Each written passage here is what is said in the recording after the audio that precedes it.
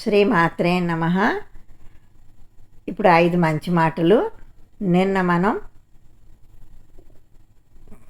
95 దాకా చెప్పుకున్నాం. ఇవాళ 96.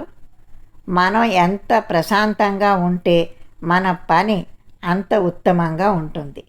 97 సమాజ సేవకు కావలసింది సంపద కాదు, ఉదార హృదయం.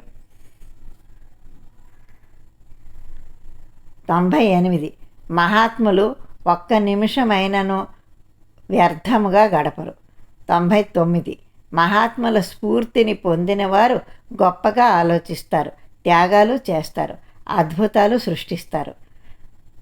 100 ఈ లోకంలో 2 చాలా కష్టమైన పనులు ఉన్నాయి. ఒకటి పేరు పొందడం, ఇంకొకటి దాన్ని నిలబెట్టుకోవడం. ఇవి 5 మంచి మాటలు. ఇంకో 5 మంచి మాటలతో రేపు కలుసుకుందాం. అప్పటిదాకా సెలవు. శ్రీమాత్రే నమః.